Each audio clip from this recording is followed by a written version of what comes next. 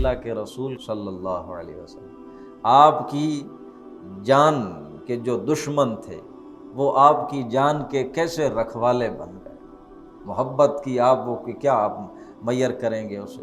خود جس کا تذکرہ آپ بار بار سنتے ہیں، عمر ابن خطاب رضی اللہ تعالیٰ عنہ، جو واقعہ ان کے ایمان لانے کا سبب بنا وہ کیا تھا؟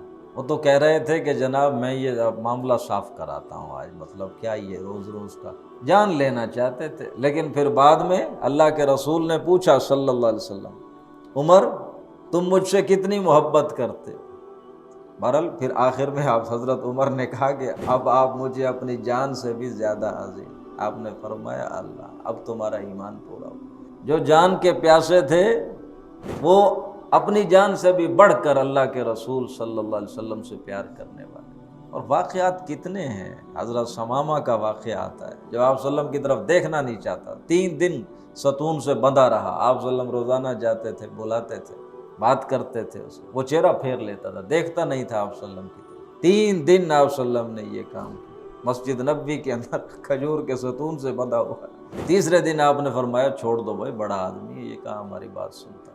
لیکن وہ جیسے اسے چھوڑا گیا، وہ تقریباً کچھ تھوڑا سا ہی سفر اس نے طے کیا ہوگا، واپس آ گیا تھا۔ مطلب ایک شخص آپ کو برا بھلا کہتا ہے، آپ کی شکل تک نہیں دیکھنا چاہتا، اور آپ کا چہرہ کتنا حسین چہرہ وہ دیکھنا نہیں چاہتا، برا بھلا کہتا ہے، آپ برداشت کر رہے ہیں، آگے سے اسے اچھی بات کہتے ہیں۔ اس کا نتیجہ یہ نکلا کہ جب اسے چھوڑا گیا تو وہ واپس آدھے راستے سے پلٹ آیا تھا کہ ایسا انسان تو نہ کبھی کسی کتاب میں پڑھا نہ سنا کہ آپ کسی کو اتنا ڈیگریڈ کریں، اتنی اس کی ہتک کریں۔